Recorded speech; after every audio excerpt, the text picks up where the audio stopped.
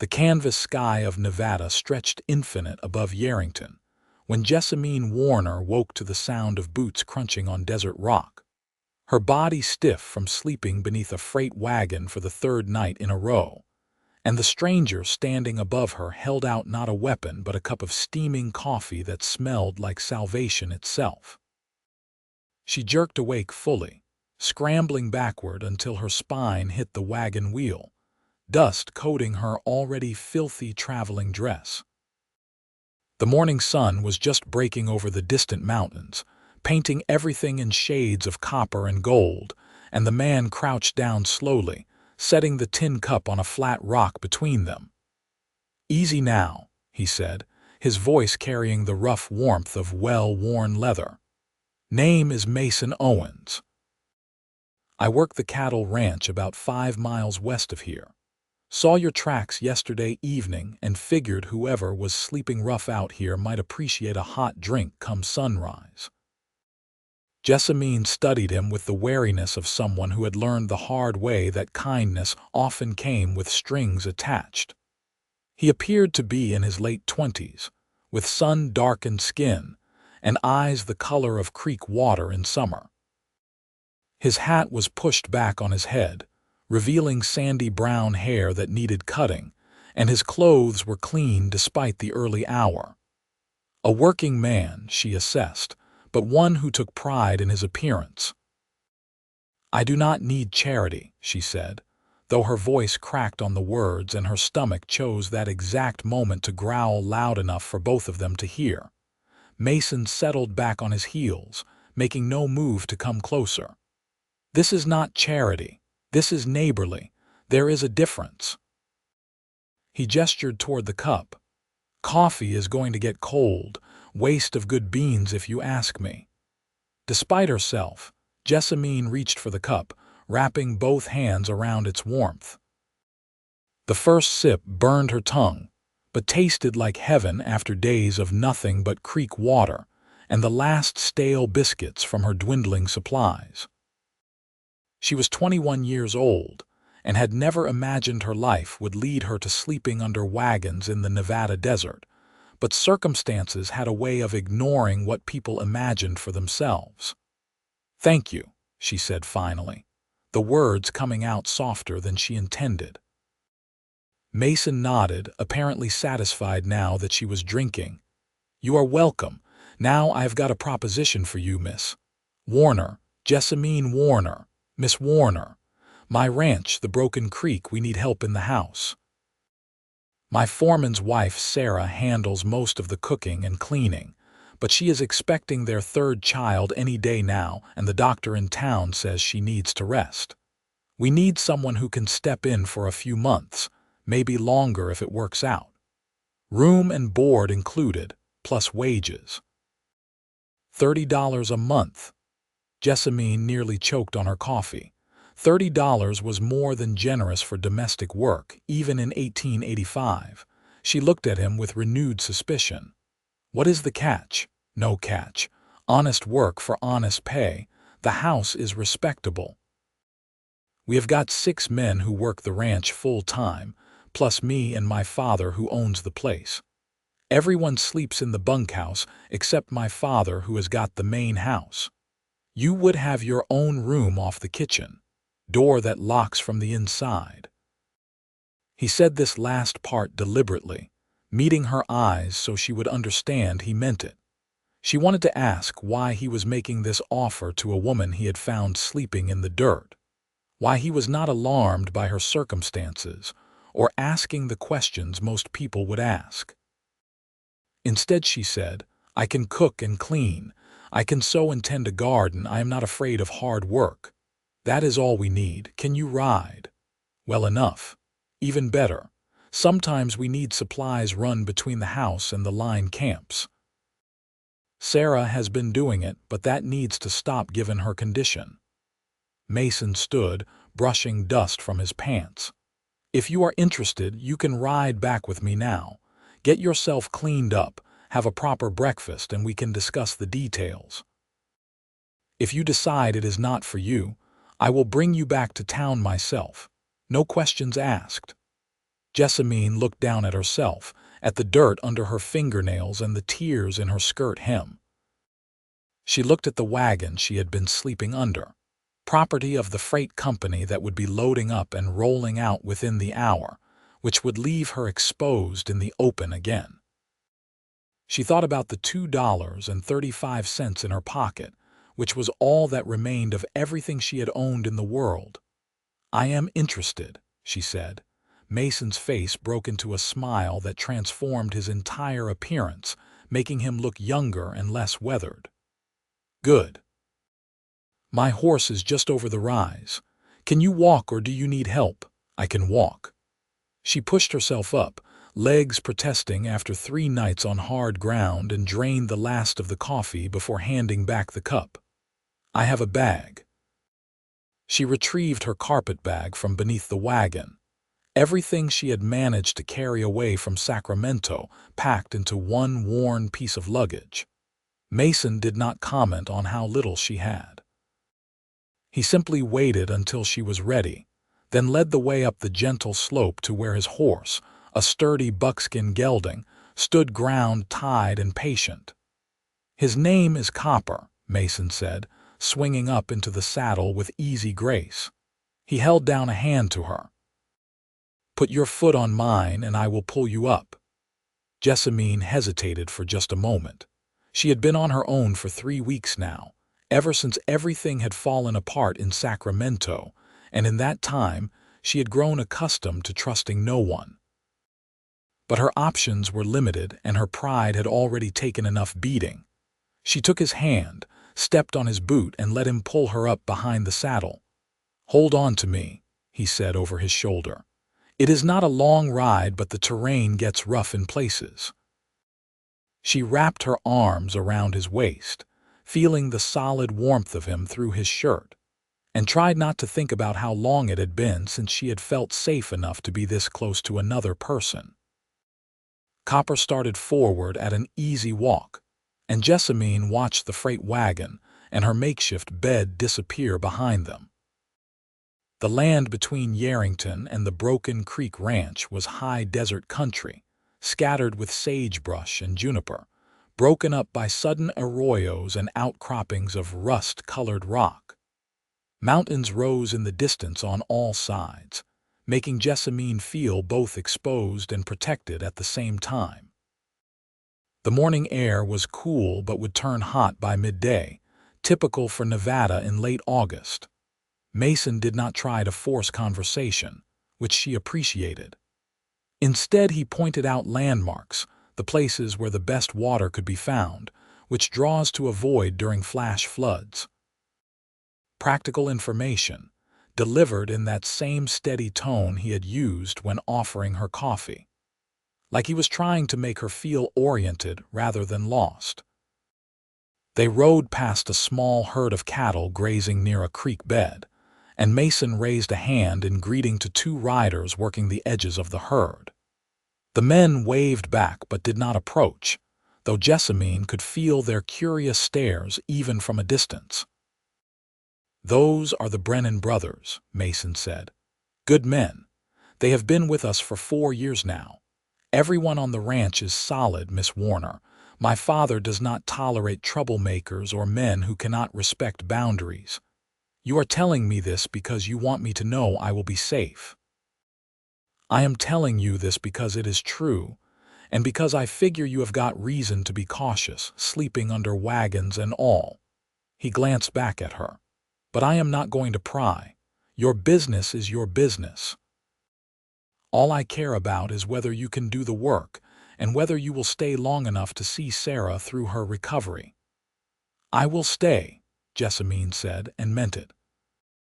Whatever else she was not the kind of person to leave someone in need, especially not another woman facing the dangers of childbirth in country where doctors were scarce and help was far between.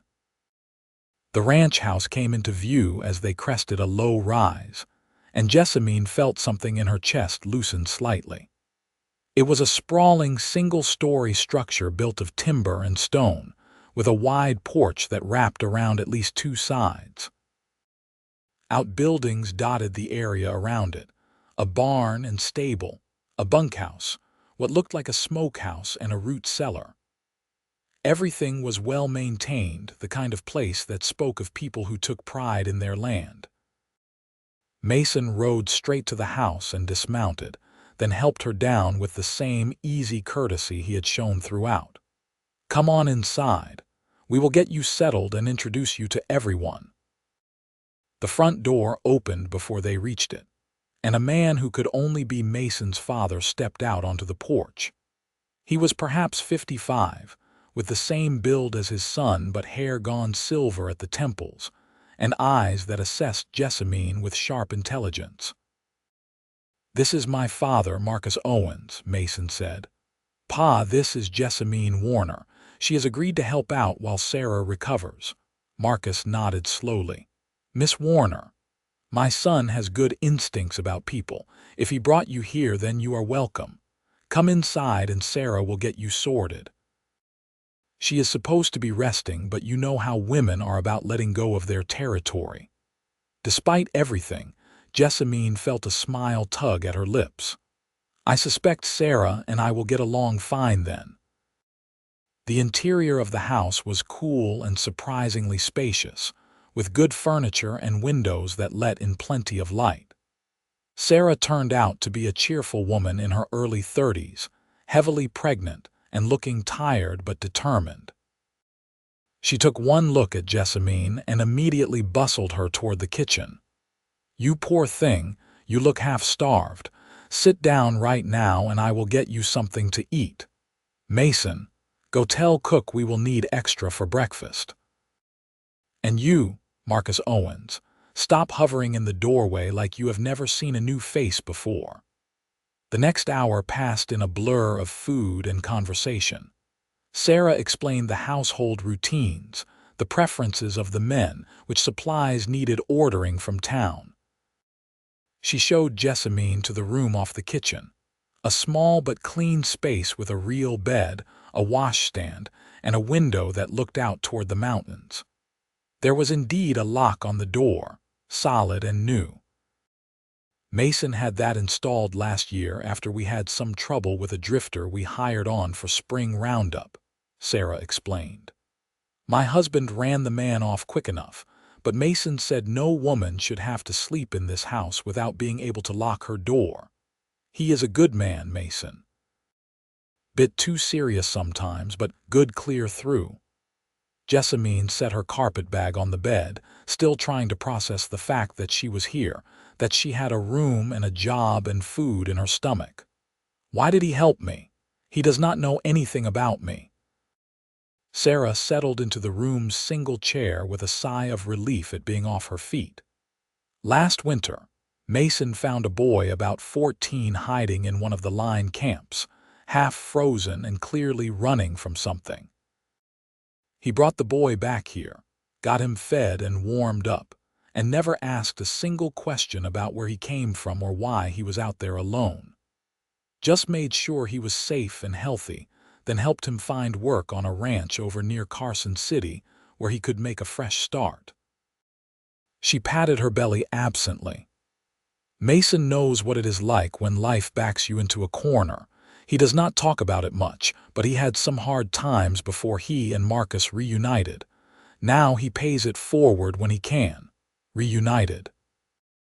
Marcus was in the war, came home to find his wife had died of fever, and his son had been sent to live with relatives back east. Took him 8 years to save up enough to go get Mason and bring him back here. By that time, Mason was 16 and had been on his own for 2 years, those relatives having decided he was more trouble than he was worth." Sarah's expression darkened. "Like I said, hard times, but they found each other again and built this place together. Now, it is one of the most successful ranches in the territory." Jessamine absorbed this information, understanding now some of what she had seen in Mason's eyes that morning. Recognition. He had looked at her sleeping under that wagon and seen himself, or perhaps the boy he had once been, and had chosen to extend the help he might have wished for in his own difficult times. I should let you rest, Jessamine said quietly. And I should clean up before I do anything else. Is there somewhere I can wash? Sarah heaved herself up from the chair. There is a bathing room just off the main hall. Marcus had it put in 5 years ago when the house was expanded. One of the few luxuries we allow ourselves out here. I will get you towels and some clothes. We are about the same size, or at least we were before this one decided to take up residence. She smiled, rubbing her belly again. You take your time getting cleaned up. The work will still be here when you are ready. An hour later, scrubbed clean and wearing a borrowed dress that actually fit, Jessamine returned to the kitchen to find Mason sitting at the large work table with a cup of coffee and a thoughtful expression. He looked up when she entered and something shifted in his face, though she could not quite name what. You look more comfortable, he said. I feel human again. She smoothed the skirt self-consciously. Sarah lent me this. I will return it once I have had a chance to wash my own things. Keep it. She has a whole wardrobe she cannot fit into right now and probably will not want to look at once the baby is born. Consider it part of the job. He pushed back from the table. Ready for the grand tour. I will show you where everything is, introduce you to the hands, get you oriented. They spent the rest of the morning walking the ranch grounds while Mason explained the operation. The Broken Creek ran about 500 head of cattle across several thousand acres of grazing land, with a crew that expanded during roundup and calving seasons, but maintained a core group year-round. The men seemed respectful when introduced to Jessamine, tipping their hats and offering polite greetings, and she noticed how they deferred to Mason in a way that spoke of genuine respect rather than mere obligation. By noon, she was helping Sarah prepare the midday meal, falling into familiar rhythms that reminded her of better times. Cooking for ranch hands was different than cooking for the small family she had worked for in Sacramento, but the principles were the same. Good food, plenty of it, and everything served hot. The men filed in at the sound of the bell, washing up at the pump outside before taking their places at the long dining table. Marcus said grace, short and to the point, and then the noise level rose with conversation and the clink of forks on plates. Jessamine and Sarah served from the kitchen, keeping platters full and coffee cups filled, and she noticed how Mason made a point of thanking them each time they came near, his voice low enough that it was clearly meant for her and Sarah rather than the general audience.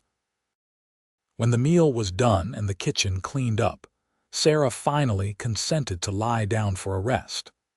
Jessamine found herself at loose ends for the first time all day, and she wandered out to the front porch where the shade provided relief from the afternoon heat.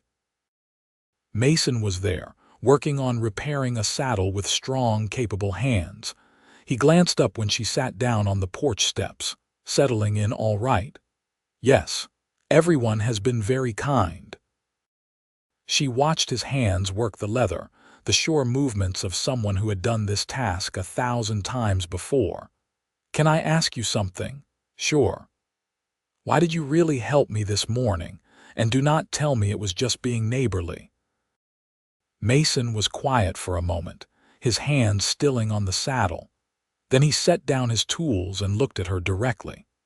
Because I know what it is like to have everything fall apart, to be alone and scared and not sure where your next meal is coming from. I know what it is like when people look at you and see something disposable, something not worth their time or trouble. He picked up the leather punch again, turning it over in his hands. Someone helped me once when I needed it most. A rancher over in California gave me work even though I was 16 and skinny and looked like I would blow away in a strong wind. He did not ask questions. He just gave me a chance. I have never forgotten that. What happened to him? He died 3 years later. Heart gave out while he was breaking a horse. I worked his ranch for another year, helping his widow keep things running until she could sell it for a fair price. Then I came here to Nevada and found my father. He met her eyes again. I help when I can because someone helped me. It is as simple as that. It is not simple at all, Jessamine said softly. Most people would not bother. Then I guess most people and I are different. He returned to his work on the saddle. You do not have to tell me your story, Miss Warner, but if you ever want to, I am a decent listener. And I am not one to judge, considering my own history. They sat in comfortable silence for a while, Jessamine watching the way the light moved across the distant mountains while Mason worked. She found herself wanting to tell him everything, wanting to explain about the family in Sacramento who had hired her as a governess, about how their eldest son had developed an unwanted interest in her, about how she had rebuffed him firmly and thought that was the end of it. She wanted to explain how he had retaliated by stealing his mother's jewelry and hiding it in Jessamine's room, how she had been accused of theft and barely escaped before the marshal could be called, how she had used her last savings to buy a stagecoach ticket to Nevada, having heard there were opportunities in the mining towns, only to be stranded in Yerington when her connecting stage never arrived and her money ran out. But she was not ready yet. The wounds were still too fresh, the anger and humiliation still too raw, so instead she said, "Thank you for the chance, Mason. I will work hard. You will not regret this." "I already know I will not," he said simply, and went back to his saddle repair. The days that followed developed their own rhythm.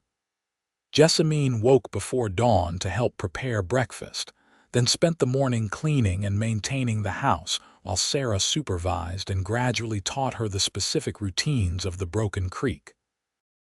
Afternoons were for baking bread, preparing the evening meal, and handling whatever other tasks needed doing. She proved to have a knack for organization, creating systems that made the work flow more smoothly, and Sarah praised her efficiency with obvious relief. The men were respectful but kept their distance, which suited Jessamine fine. She was not ready for casual friendship, and they seemed to sense that, treating her with the same courteous formality they might show a visiting relative. Only Mason seemed able to cross that invisible boundary she had erected, appearing in the kitchen for coffee and conversation, helping with heavy work without being asked, checking in to make sure she had everything she needed. She found herself watching for him without meaning to, noticing when he rode out in the morning and feeling an unconscious relief when he returned safely in the evening. He had a way of moving through the world that suggested quiet competence, never hurried but never hesitant, and she caught herself studying the line of his shoulders when he worked, the way his hands gentled when he handled horses or repaired something delicate. 2 weeks into her tenure at the ranch, Sarah went into labor in the middle of the night. Jessamine woke to urgent knocking on her door and Marcus's voice calling that they needed her help. She dressed quickly and found controlled chaos in the main house, Sarah's husband Thomas pacing frantically, while Marcus tried to keep everyone calm and Mason prepared to ride for the doctor in town. "Stay with her," Mason said, already heading for the door. "Keep her comfortable.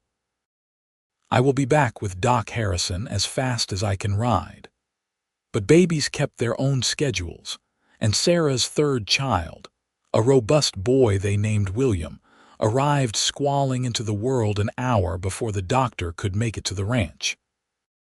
Jessamine found herself delivering the baby with only Sarah's calm instructions to guide her, her hands shaking but steady as she caught the slippery little body and cleared his airway. The relief when he drew his first breath and cried was so profound she nearly wept herself. By the time Mason returned with Doc Harrison, mother and baby were both cleaned up and resting comfortably, and Jessamine was sitting on the kitchen floor with her back against a cabinet, too tired to make it to a chair.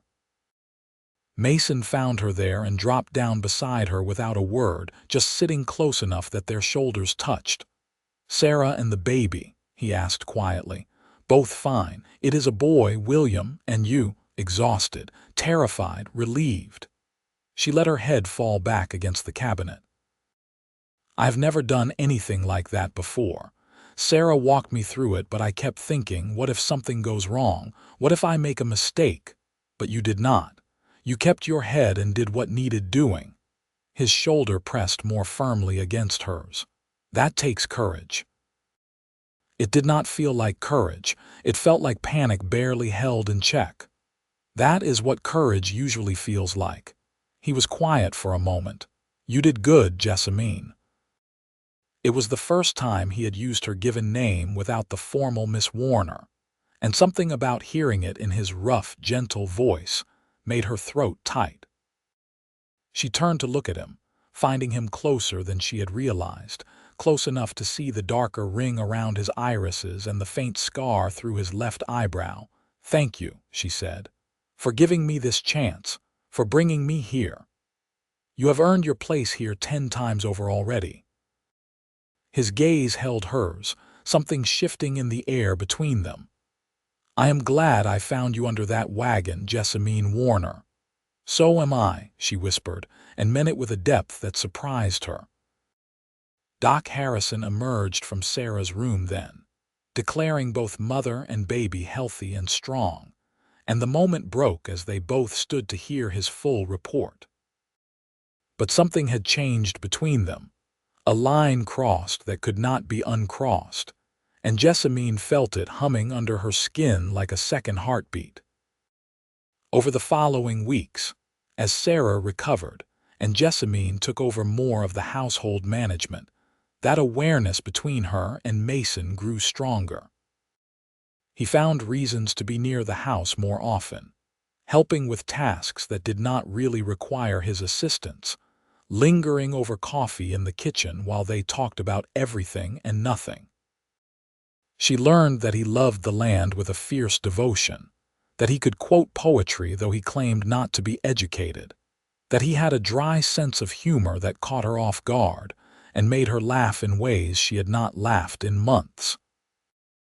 She told him bits and pieces of her own story, carefully edited versions that left out the worst parts, and he listened without judgment or prying questions. He seemed to understand that trust was something she needed to rebuild slowly, and he had patience enough to wait. One evening in late September, with autumn beginning to paint the aspens gold in the high country, Jessamine was working in the kitchen garden when Mason rode up and dismounted in a smooth motion that she had come to recognize as uniquely his, taking a break from ranch work. She asked, brushing dirt from her hands. "Finished early. Thought I might see if you wanted to take a ride before supper. There is something I want to show you." He held out a hand. "If you are interested." She should have said no. She had work to finish, vegetables to harvest, bread dough rising that would need shaping soon. But the hopeful look in his eyes made the refusal die on her lips. "Let me tell Sarah where I am going." 10 minutes later, she was sitting in front of him on copper, exactly as she had that first morning. Except this time she was not running from anything, and the arms she held onto felt less like a lifeline and more like a homecoming. Mason guided the horse up into the foothills, following a trail that wound between juniper and sage, until they reached an outcropping of rock that overlooked the entire valley. The ranch spread out below them, small and perfect like a toy set, and beyond it, the town of Yerington was visible as a cluster of buildings beside the Walker River. The sun was dropping toward the mountains in the west, painting everything in shades of amber and rose. "This is my favorite spot," Mason said, his voice low near her ear. "I come up here when I need to think, when I need to remember why I work so hard to build something lasting." Jessamine looked out at the view, at the vast sweep of land and sky, and felt something settle in her chest. "It is beautiful. Yeah, But when she glanced back at him, he was not looking at the view, he was looking at her. "Jessamine, I need to tell you something." Her heart kicked hard against her ribs. "What?" "I have been trying to find the right words for weeks now, and there is no good way to say this except straight out." He took a breath. "I am falling in love with you, maybe already have fallen. I know that might not be what you want to hear, and I know you have got your own troubles you are working through, but I could not keep it to myself anymore. You should know." She stared at him, words failing completely. A dozen responses crowded her throat, but none of them seemed adequate to the moment. Finally she managed, "Mason, I am not sure I am ready for this, for anything like this. I know, and I am not asking you to be." His hands tightened slightly where they rested at her waist, steadying her on the horse. "I am just telling you how I feel. What you do with that information is entirely up to you. You can ignore it if you want. We can go back to how things were. I will not make it uncomfortable or awkward. I just needed you to know, needed to be honest about it." "Why?" The word came out rougher than she intended. "Why me? You could have any woman in the territory. You are young, you are going to inherit a successful ranch, you are kind and decent and honorable. Why would you want someone who was sleeping under a wagon? Someone with no family, no prospects, nothing to bring to a relationship? Because you are brave without realizing it. Because you are smart and capable and you do not back down from hard things. Because you make me laugh and you challenge me, and when you walk into a room I cannot help but watch you." His voice dropped lower. "Because I have never met anyone who makes me want to be a better man the way you do." Tears were burning in Jessamine's eyes and she blinked them back furiously. "I do not deserve that. You do not know everything about me. You do not know what happened in Sacramento. Then tell me, or do not. It will not change how I feel." She twisted in the saddle to face him more fully, needing to see his expression. "A young man accused me of something I did not do, because I would not return his inappropriate attentions. I had to run, Mason. I left in the middle of the night like a criminal because I knew no one would believe me over him. His family had money and position, and I was just the hired help. That is why I was sleeping under a wagon in Yerington with no money and no prospects, because I am a coward who ran instead of standing to clear my name. You are not a coward. You are a survivor. There is a difference." Mason reached up and gently wiped a tear from her cheek with his thumb. "And if you ever want to clear your name, I will stand beside you and make sure you are heard. But you do not owe me your past, Jessamine. You only owe yourself a future." Something broke open in her chest, something that had been locked tight since that terrible night in Sacramento. She found herself leaning into him, pressing her face against his shoulder, and his arms came around her carefully, like he was afraid she might shatter. "I am scared," she whispered against his shirt. "Me too. Terrified, actually." His hand moved in slow circles on her back. "But I think maybe the best things are the ones that scare us." They stayed like that as the sun continued its descent, holding each other on horseback overlooking the valley, and Jessamine let herself imagine what it might be like to trust again, to love again, to believe that maybe Mason was right, and she deserved a future that was more than just survival. When they finally rode back to the ranch, full dark had fallen, and the stars were out in force, so many that they seemed to crowd the sky. Sarah met them at the door with a knowing look, but said nothing except that she had kept supper warm. Jessamine excused herself to her room, needing time to think, to process everything that had been said. She lay awake most of that night, staring at the ceiling and turning the conversation over in her mind. Mason had said he was falling in love with her. Not that he wanted to court her or that he found her attractive, but that he loved her. The directness of it was both terrifying and exhilarating, so different from the veiled compliments and careful maneuvering she had encountered from other men. And she realized, as the stars wheeled overhead and the house settled into sleep around her, that she felt the same way.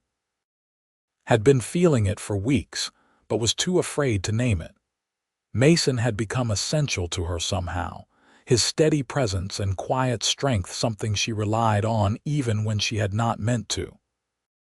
The thought of leaving the broken creek, of not seeing him every day, made her chest ache with a loss she had not yet experienced. She loved him. The truth of it was so simple and so complicated that she did not know whether to laugh or cry. So she did both, muffling the sound in her pillow, letting relief and fear tangle together until she was wrung out and exhausted enough to finally sleep. The next morning she found Mason in the barn, mucking out stalls in the early light. He looked up when her shadow fell across the door and his expression went carefully neutral, like he was bracing himself for rejection. "Can we talk?" she asked. "Of course." He set aside the pitchfork and came toward her, wiping his hands on his pants. "Jessamine, if I overstepped last night, I am sorry. I meant what I said about not making things awkward. You did not overstep, or maybe you did, but I needed you to." She took a breath, gathering her courage. "I spent all night thinking about what you said. About the future and about being scared of the best things. And I think I am falling in love with you too, maybe have already fallen." The words came out in a rush, clumsy and graceless, but true. "I do not know how to do this, Mason. I do not know how to trust that this is real or that it will last. But I want to try. If you are willing to be patient with me, I want to try." The smile that broke across his face was like sunrise, warm and brilliant and full of promise. He closed the distance between them in 2 strides and cupped her face in his hands, looking at her like she was something precious and rare. "I will be as patient as you need me to be," he said. "We will go as slow or as fast as you want. Just let me love you, Jessamine. That is all I am asking." "Yes," she breathed, and then his mouth was on hers, gentle and questioning and perfect. The kiss was nothing like the fumbling, aggressive attempts she had endured from the Sacramento boy. This was slow and sweet and full of restrained passion, Mason's lips warm against hers as his thumbs traced the line of her jaw. She felt safe and wanted all at once, felt herself leaning into him as her hands came up to rest against his chest. His heart was racing under her palm as fast as her own, and somehow that steadied her. When they finally broke apart, both breathing hard, Mason rested his forehead against hers. "I have wanted to do that for weeks," he admitted. "Why did you wait?" "Because you needed time." "Because I wanted you to be sure." He pulled back enough to meet her eyes. "I still want you to be sure. Do not say yes to me because you are grateful or because you feel like you owe me something. Only say yes because it is what you want." "It is what I want," she said firmly. "You are what I want, Mason Owens." They agreed to keep their relationship quiet for now, not out of shame but because Jessamine wanted to be certain of her own feelings before involving the whole ranch in their personal business. But secrets were hard to keep in a place where everyone lived and worked in close proximity. And within a week, the knowing looks and quiet smiles from Sarah and the ranch hands made it clear that their attempts at discretion were fooling no one. Marcus pulled Mason aside one evening and had what Mason later described as a thoroughly embarrassing conversation about intentions and honorable behavior. But when Marcus sought out Jessamine the next day, all he said was, "My son is a good man, but he can be bullheaded when he has made up his mind about something. You let me know if he steps out of line and I will set him straight." "He has been nothing but respectful," Jessamine assured him, touched by the fatherly concern in his gruff voice. "Good. That is how I raised him to be. But you are part of this ranch now, Jessamine, part of our family. That means you have got people looking out for you. Do not forget that." The weeks leading up to winter were some of the happiest of Jessamine's life. She and Mason fell into a pattern of stolen moments, walking together after supper, riding up to his favorite overlook on Sunday afternoons, sitting together on the porch swing that Marcus had hung from the rafters. They talked about everything, sharing histories and dreams and the small observations that make up daily life. Mason told her about his mother, about the war that had taken his father away and the fever that had taken her, about the relatives who had treated him like a burden. Jessamine told him about growing up in an orphanage in San Francisco, about the matron who had taught her to read and write, about the series of domestic positions that had led her eventually to Sacramento. "We are both orphans then," Mason said one evening, his arm around her shoulders as they watched the sun set from the porch. "We both know what it is like to be alone. But we are not alone anymore," Jessamine pointed out, leaning into his warmth. "No, we are not." In November, the first snows came to the high country, and the rhythm of ranch work shifted toward winter preparations. There were cattle to bring down from the summer pastures, hay to stack in the barns, equipment to repair and store. Mason worked long hours, often coming in after dark exhausted and cold, and Jessamine made sure hot food and coffee were always waiting. One particularly brutal evening, he stumbled into the kitchen nearly frozen, having spent 12 hours in a blizzard searching for strays that had wandered from the herd. Jessamine took one look at him and ordered him to strip off his wet clothes immediately, then wrapped him in blankets and sat him by the stove while she heated water for a bath. "You are going to catch your death," she scolded, rubbing his icy hands between her own. "Cattle are not worth dying over, Mason. They are worth our livelihood, worth the ranch." His teeth were chattering, but he managed a weak smile.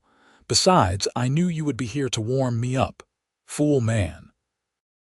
But her voice was fond as she poured hot water into the tub and added cold from the pump until the temperature was bearable. "Get in and thaw out before you lose fingers." He soaked for 30 minutes while she heated soup and made fresh coffee, and when he emerged pink and steaming, wrapped in a clean robe, she fed him until color returned to his face. They sat together by the stove, her fingers combing through his damp hair, and she thought about how natural this felt, how right, like they had been doing this for years instead of months. "Marry me," Mason said suddenly, his voice rough with exhaustion and emotion. Jessamine's hand stilled in his hair. "What? Marry me? I know it is too soon. I know we have not been courting long enough by conventional standards. But life is short and uncertain, and I nearly died in that blizzard today because I was thinking about getting back to you instead of paying attention to where I was riding." He turned to look at her, his eyes fierce with determination despite his exhaustion. "I love you, Jessamine. I want to build a life with you here on this ranch. I want to fall asleep beside you every night and wake up to you every morning. Say yes." Her heart was pounding so hard she felt dizzy. "Mason, are you sure? You could have anyone. You do not have to settle for damaged goods." "You are not damaged. You are the strongest, most capable woman I have ever met." He caught her hand and pressed it to his chest over his heart. "And I am not settling. I am choosing. I am choosing you, Jessamine Warner, because you are exactly who I want. The only question is whether you choose me back." Tears were streaming down her face, but she was smiling. "Yes, yes, I will marry you." The kiss he gave her then was anything but gentle, full of relief and passion and promise. When they finally broke apart, they were both breathless, and Mason was grinning like a fool. "We should probably tell my father before he hears it from someone else," he said. "Probably." But neither of them moved, too caught up in the reality of what they had just promised each other. They were married 3 weeks later in the small church in Yarrington, with Marcus serving as best man and Sarah standing up as Jessamine's attendant, despite the baby being barely 2 months old. The ceremony was simple but heartfelt, and when the reverend pronounced them husband and wife, the kiss Mason gave her in front of God, and their small gathering of friends was deep enough to make someone in the back whistle appreciatively. The ranch hands had decorated the house with what evergreen boughs they could find, and Sarah and Thomas had arranged for a wedding supper that included all of Jessamine's favorite dishes. They danced in the main room to music provided by one of the Brennan brothers on a surprisingly competent fiddle, and Jessamine felt like she was floating, held secure in Mason's arms as they swayed to a waltz. "Happy?" he asked, his lips near her ear. "Impossibly so. I keep thinking I am going to wake up and find this is all a dream. Not a dream, a promise." He pulled back to look at her, his eyes serious. "I vow to spend every day for the rest of my life making sure you never regret saying yes to me. I could never regret this," she whispered. "Never." Their wedding night was spent in Mason's room, which was now their room, and Jessamine discovered that the passion she had felt building between them was only the beginning. Mason was patient and thorough, taking his time to learn what made her gasp and sigh, and when they finally came together, it was with a rightness that made her believe in fate. Afterward, wrapped in his arms with her head on his chest, she felt more at home than she ever had anywhere. "I love you," she said into the darkness. "I love you too." His hand traced lazy patterns on her bare shoulder. "Thank you for taking a chance on a cowboy who woke you under a wagon with an offer." She smiled against his skin. "Best offer I ever accepted." Winter deepened, and they settled into married life with an ease that surprised them both. Jessamine continued managing the household while Sarah focused on baby William, and Mason worked the ranch alongside his father and the hands. They developed rhythms and routines, little domestic rituals that felt precious in their normalcy. Morning coffee together before the house woke up, evening walks despite the cold, nights spent learning each other's bodies and hearts. In January, they received unexpected news. A letter arrived from Sacramento, forwarded through several addresses before finally reaching Jessamine. It was from the woman who had employed her, Mrs. Alina Wright, and the contents made Jessamine's hands shake as she read, "Dear Miss Warner," or perhaps I should address this to Mrs. Owens, "as I understand from inquiries that you have married, I owe you the most profound apology. My son has confessed to his deception, having been caught attempting the same theft and false accusation with his new governess. The girl's father is a magistrate, and the consequences have been severe. My son is facing criminal charges, and I have finally been forced to see him for what he truly is. Your reputation has been cleared in Sacramento, and you would be welcomed back, should you choose to return. I hope you can forgive a foolish mother who refused to see the truth about her own child until it was laid bare before her. I am enclosing a bank draft for the wages I failed to pay you upon your departure, plus additional compensation for the distress my son caused you." The letter went on, but Jessamine could barely read through her tears. Mason found her in the kitchen, shoulders shaking, and immediately wrapped her in his arms. "What is wrong? What happened?" She handed him the letter, unable to speak, and watched his face as he read. When he finished, he pulled her close again. "Your name is cleared," he said, his voice rough with emotion. She admitted the truth. "You could go back if you wanted." "I do not want to go back. I do not want to be anywhere but here with you." She looked up at him, this man who had saved her in more ways than one. "But it feels good to know the truth is out there, to know I was not wrong to run and that he cannot do this to someone else. You were never wrong." And I am glad she had the decency to admit it, even if it took her son getting caught again to force the issue. He kissed her forehead. "What do you want to do with the money?" Jessamine looked at the bank draft, a substantial sum that represented closure on that chapter of her life. I want to give some of it to Sarah and Thomas for their kindness, and maybe use the rest to improve the house. Add that bathing room extension you were talking about, or we could save it, for when we have children of our own. The look he gave her was hopeful and slightly nervous. If that is something you want, it is something I want very much. She stood on tiptoe to kiss him.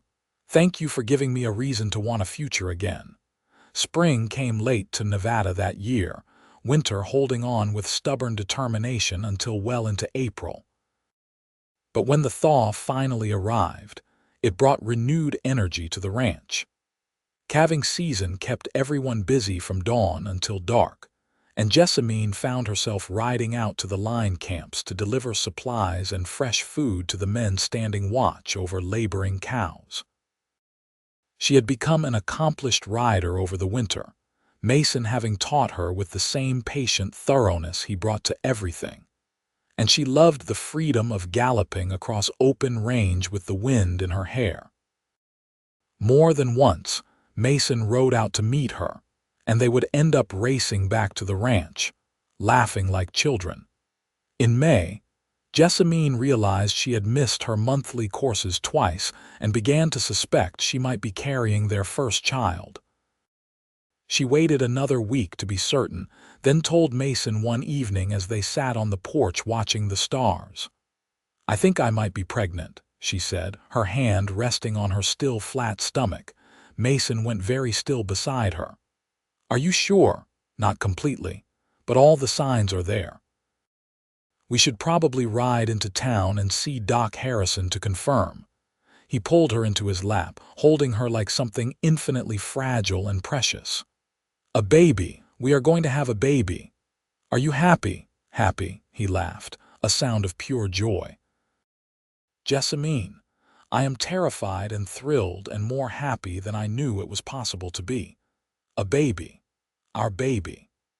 Doc Harrison confirmed the pregnancy 2 days later and estimated the baby would arrive in late December or early January. Mason spent the entire ride home talking about everything they would need to do to prepare, planning nursery arrangements and worrying about whether Jessamine was doing too much work. She finally had to tell him firmly that she was pregnant, not an invalid, and that she had no intention of being coddled for the next 7 months. But as her body changed and the reality of impending motherhood set in, Jessamine found herself grateful for Mason's attentiveness. He was there to hold her hair when morning sickness struck, rubbed her aching back when the baby's weight became uncomfortable, read to her in the evenings when she was too tired to do anything but rest. His excitement and wonder at each new development, from the first flutter of movement to the increasingly vigorous kicks, made her fall in love with him all over again. Sarah was delighted at the prospect of another baby on the ranch and became an invaluable source of advice and support. The two women spent long hours together, sewing baby clothes and preparing supplies, talking about the fears and joys of motherhood. Jessamine learned that Sarah had lost her first baby, a daughter who had lived only 2 days, and the grief in her voice when she spoke of it made Jessamine hold her own belly protectively. "It changes you," Sarah said quietly one afternoon as they folded tiny gowns. "Becoming a mother. It is like your heart exists outside your body suddenly, vulnerable and precious and terrifying. But it is also the most amazing thing I have ever experienced. You are going to be wonderful at it, Jessamine." Summer passed in a haze of heat and preparation. The ranch prospered that year, cattle prices holding strong and the spring calves growing fat on good grass. Marcus began talking about expanding their range, acquiring more grazing land to the north, and he started including Mason more deeply in the business discussions. Jessamine realized that her father-in-law was beginning to step back, transitioning leadership of the ranch to his son, and she felt a fierce pride in how capably Mason handled the responsibility. In August, Marcus pulled her aside after supper one evening. "I want to talk to you about something, and I want you to tell me honestly what you think." "Of course. I am thinking about signing the ranch over to Mason, making him full owner while I am still around to help with the transition. I would keep living here, of course, but the Broken Creek would be his and yours." He studied her face carefully. "What do you think? Is he ready?" "He has been ready for a while now," Jessamine said honestly. "He knows this land and he understands cattle. More than that, he understands people. The men respect him and trust his judgment. This ranch could not be in better hands." Marcus nodded slowly. "That is what I thought too, but I wanted your opinion. You see him differently than I do, see sides of him I do not always recognize. If you had reservations, I would want to know." "I have none. Mason will make you proud, Marcus. He already does." The transfer happened in September, with papers drawn up in town and filed properly with the territorial government. Mason Owens became the official owner of the Broken Creek Ranch, and that night they celebrated with a special supper and toasts to the future.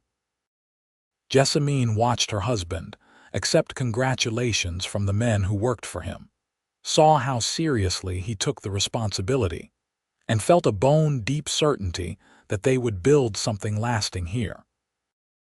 As her pregnancy advanced into its final months, Jessamine found herself increasingly uncomfortable, but also increasingly impatient to meet their child. Mason had converted the room next to theirs into a nursery, building a beautiful cradle with his own hands and painting the walls a soft cream color. They spent evenings in there, imagining who this child would be, what combination of their features and temperaments they would inherit. "Boy or girl, do you have a preference?" Jessamine asked one night as Mason rubbed her swollen ankles. "Healthy. That is my only preference." But then he smiled. "Though I will admit, I have been thinking about teaching a son to ride, taking him out to check cattle when he is old enough. Passing on what my father taught me. And if it is a daughter, then I will teach her to ride and take her to check cattle. Women run ranches too, Jessamine. You have proven that this year." His hands moved up to massage her calves. "I will love whatever child we have as long as you and the baby come through safely. That is what keeps me up at night, worrying about the birth. I will be fine. Sarah came through 3 times and Doc Harrison knows what he is doing. I know. But I also know that childbirth is dangerous, especially out here. Promise me you will fight, Jessamine. No matter what happens, promise me you will fight to stay with me." The intensity in his voice made her heart clench. She reached for his hand, pulling him up to sit beside her on the bed. "I promise. I have too much to live for to give up easily. You and this baby and the life we are building. I will fight, Mason. I promise." Her labor began on a cold December night, 3 weeks before Doc Harrison's predicted date. Mason rode for the doctor while Marcus and Sarah stayed with Jessamine, helping her through the early contractions and timing their progression. By the time Mason returned with Doc Harrison, things had advanced considerably, and the long night that followed tested everyone's nerves. Jessamine labored through the dark hours and into the following day, the pain sometimes overwhelming, but Mason's presence beside her an anchor she clung to.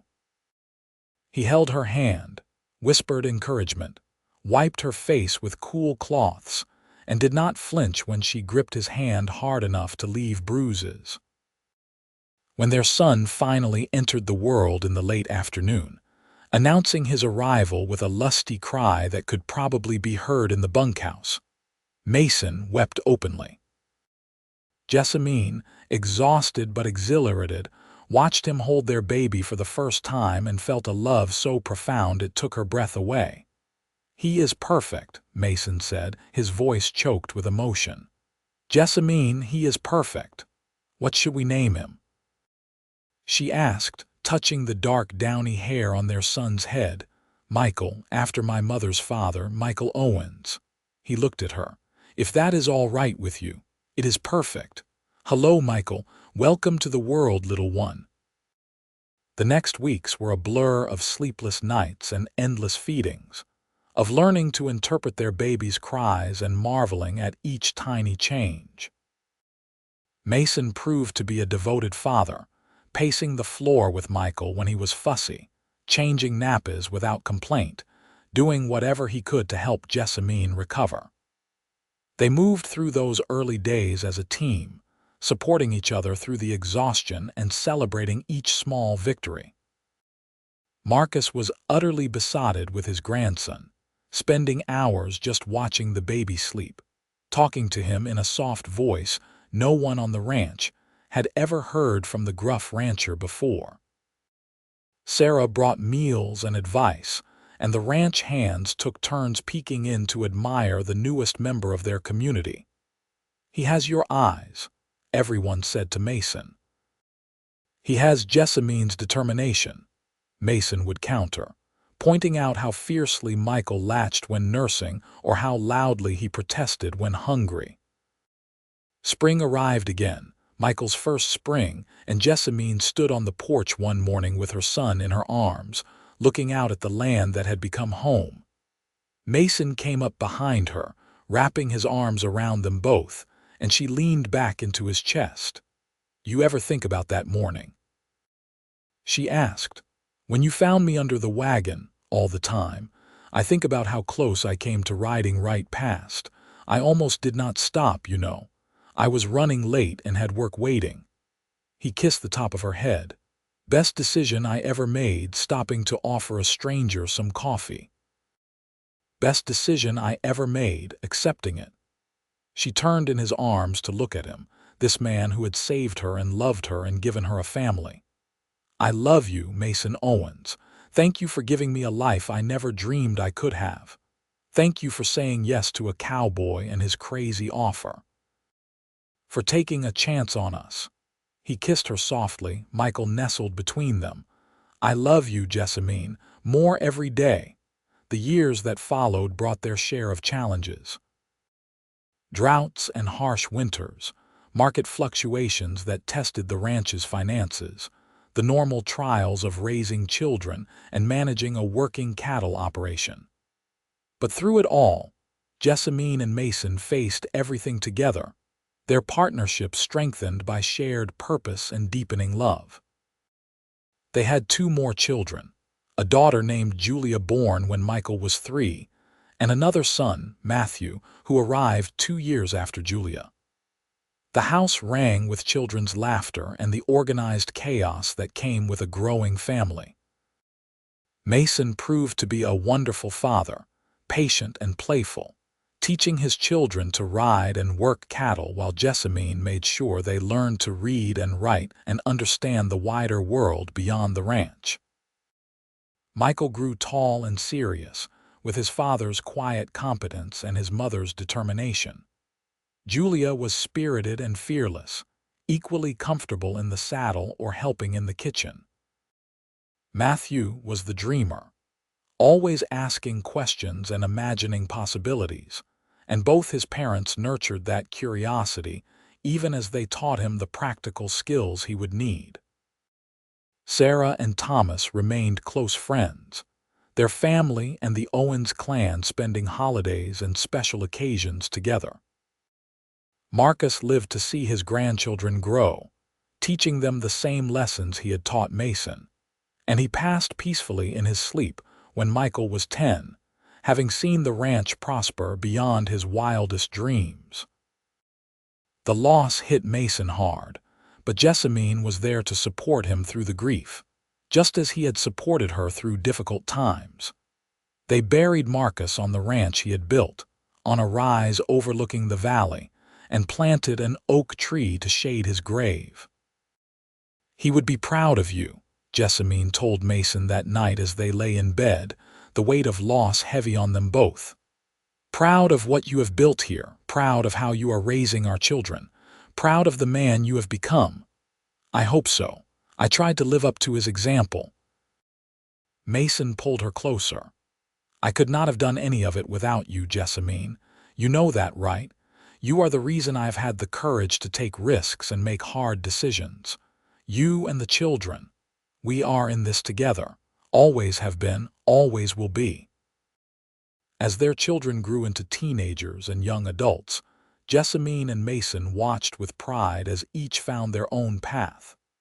Michael took to ranching naturally, becoming his father's right hand and showing every sign of carrying on the family legacy. Julia surprised them by developing a passion for medicine, inspired by Doc Harrison, who had become a family friend, and she announced her intention to go to San Francisco to train as a nurse. Matthew discovered a talent for business, understanding markets and contracts in ways that complemented his brother's practical ranching skills. "We raised them right," Mason said one evening after a lively family discussion about Julia's plans. "They know their own minds and they are not afraid to follow their dreams." "Even when it takes them away from the ranch?" Jessamine asked, thinking of Julia's impending departure. "Even then. The ranch will be here if they want to come back, and if they do not, that is all right too. I want our children to be happy wherever that takes them." He took her hand. "Besides, we will always have each other. That is what matters most." Julia left for San Francisco in the spring of 1905, 20 years after Jessamine had first arrived at the Broken Creek. The ranch had prospered and grown, now running over 1,000 head of cattle across expanded range land. Indoor plumbing had been installed, telephone lines reached to town, and an automobile sat in the newly built garage, though Mason preferred his horses. Michael married a rancher's daughter from across the valley, a capable young woman named Catherine who fit seamlessly into ranch life. They built their own house on Broken Creek land, close enough to be involved in daily operations but far enough for privacy. When their first child was born, a boy they named Marcus after his great-grandfather, Jessamine held her grandson and marveled at how life circled back on itself. She was 42 years old, her hair showing threads of silver, her hands marked by decades of work. Mason was 45, weathered and strong, moving through their life with the same quiet certainty he had shown that first morning when he offered her coffee and changed her world. They still rode up to his favorite overlook sometimes, sitting together on the rocks and watching the sun set over the valley. The ranch spread below them was larger now, more prosperous, but the core of it remained the same. Hard work, family, the land itself enduring through all seasons. "Do you ever regret it?" Mason asked during one of these rides, his arm around her shoulders. "Taking that chance on a stranger who woke you under a wagon?" "Never, not once." She leaned into him, comfortable and content. "You gave me everything, Mason, a home, a family, a purpose. You gave me love when I had given up on finding it. How could I ever regret that? I am the one who was given a gift. You changed everything for me, Jessamine, made me understand what it means to build something lasting, something worth protecting." He kissed her temple. "I love you more now than I did 20 years ago. Did not think that was possible, but every day I find new reasons to love you deeper. I love you too, always will." They sat in comfortable silence as the sky blazed orange and pink, the land stretching vast and beautiful around them. Somewhere in the distance, cattle lowed. Closer, a hawk cried as it circled. The wind carried the scent of sage and juniper, the wild perfume of Nevada. Julia came home from San Francisco 3 years after she left, newly certified as a nurse and full of stories about the wider world. But she had missed the ranch, missed the vast skies and the close-knit community, and she announced her intention to stay and practice medicine in Yerington. She eventually married Doc Harrison's nephew, who had joined his uncle's practice, and together they built a small clinic that served ranchers and townspeople alike. Matthew went east for college, studying business and economics, but he too returned to Nevada. He opened a livestock trading company that helped local ranchers get better prices for their cattle, using his education to benefit the community that had raised him. He never married, content with his work and his regular visits to the ranch, but he was a beloved uncle to Michael's growing family. The years passed in the way years do, marked by births and deaths, by good seasons and difficult ones, by the slow accumulation of memories that make up a life well lived. Jessamine and Mason grew older together, their love deepening with each passing year, their partnership as strong at 60 as it had been at 25. They worked the ranch until they physically could not anymore, then handed over daily operations to Michael while remaining involved in major decisions. Their house filled with grandchildren who loved to hear stories about the old days, about cowboys and cattle drives, and the wild territory that Nevada had been before statehood. Jessamine's favorite story to tell was always about the morning a cowboy woke her under a wagon with an offer that changed her life. She would describe Mason's steady voice, the cup of coffee that tasted like hope, the decision to trust a stranger that turned out to be the best decision she ever made. But that is not the real story. Mason would always interject when she got to this part.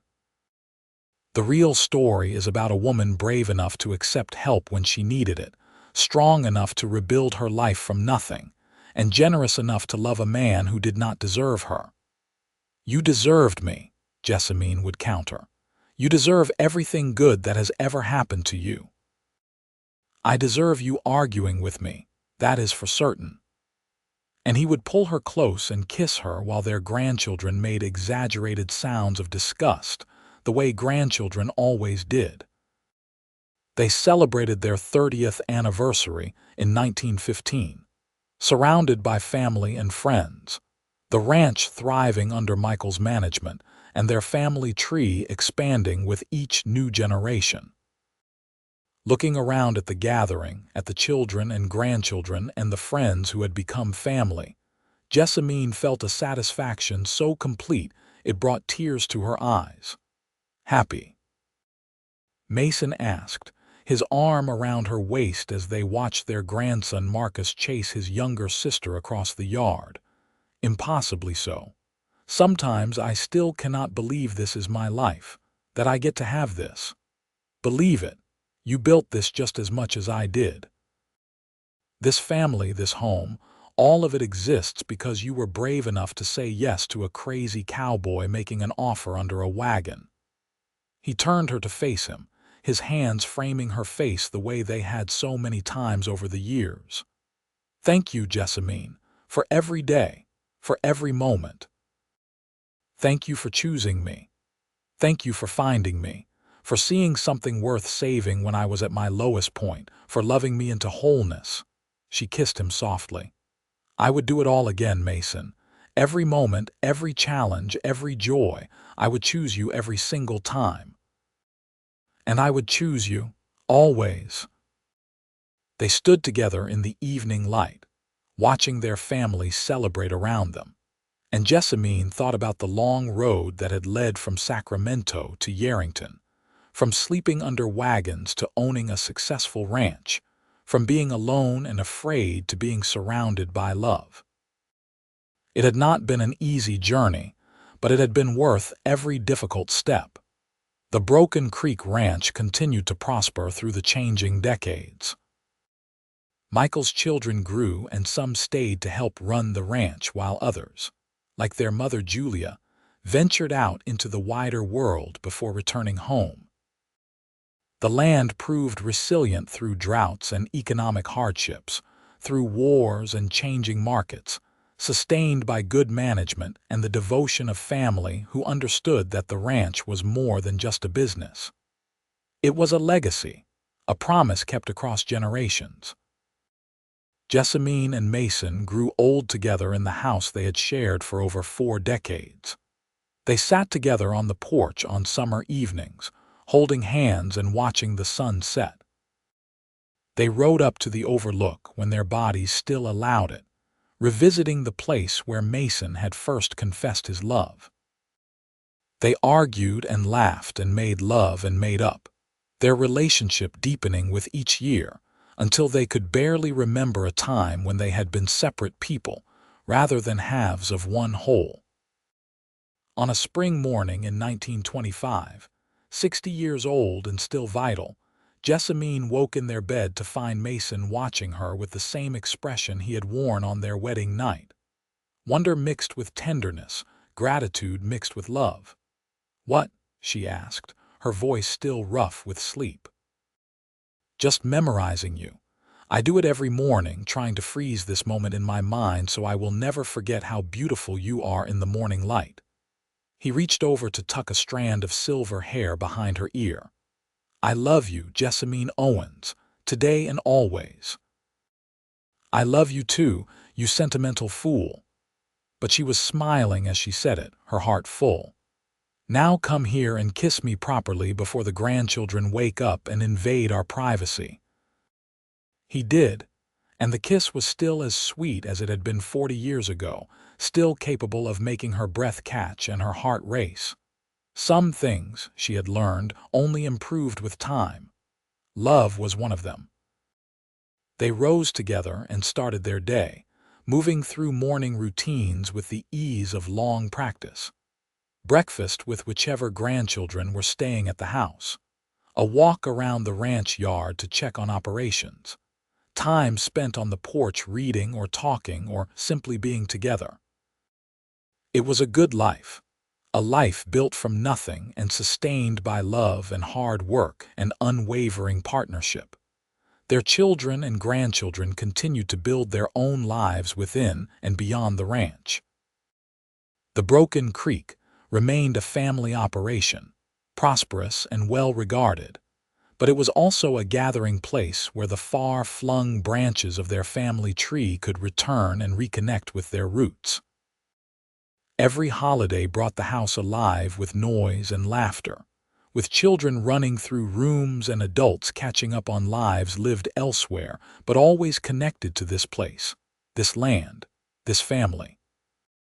Jessamine sometimes thought about the young woman she had been, sleeping under that wagon with no prospects and no hope.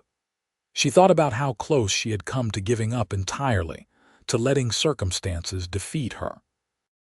And she thought about Mason's hand extending the coffee cup, about his steady voice offering her a chance, and about the courage it had taken to accept.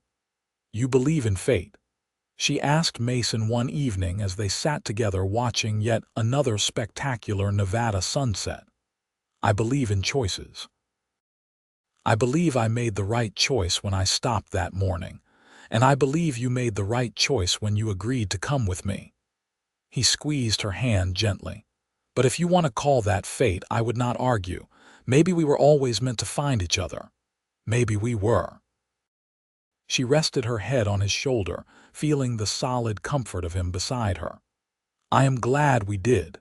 Glad you saw someone worth saving. You saved yourself, Jessamine.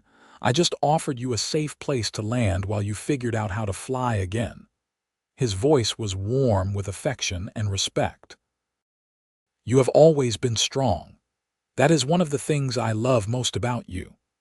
They sat together until the stars came out, until the night grew cool enough to drive them inside, until it was time to retire to the bedroom they had shared for 40 years.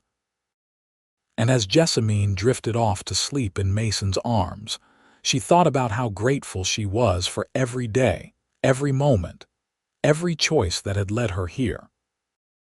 The ranch continued through the years that followed, adapting to changing times while maintaining the core values that Mason and Jessamine had built into its foundation. Hard work, honesty, treating people fairly, caring for the land that sustained them. Their grandchildren learned these lessons and passed them on to their own children, creating a legacy that extended far beyond cattle and property lines. Mason and Jessamine celebrated their 50th anniversary in 1935, surrounded by more family than they could have imagined in those early days. 3 children, 12 grandchildren, and the first great-grandchildren just arriving.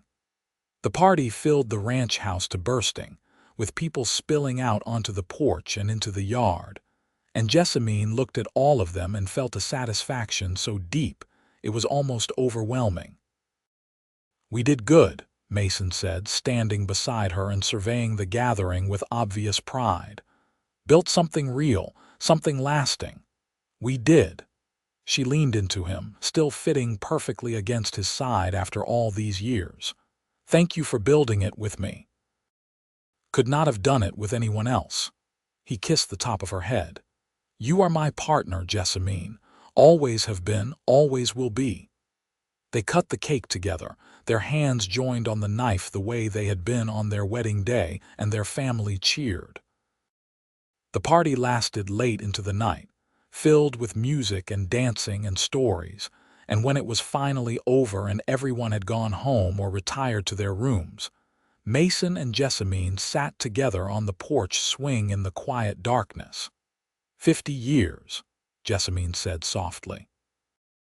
"Half a century since you woke me under that wagon and offered me coffee. Best decision I ever made." Mason's voice was quiet but firm. "Getting you to say yes to that job offer, getting you to say yes to marrying me, getting you to build this life with me. Best decisions of my life. Mine too." She turned to look at him in the starlight, this man who had saved her and loved her and stood beside her through everything life had thrown at them. "I love you, Mason Owens.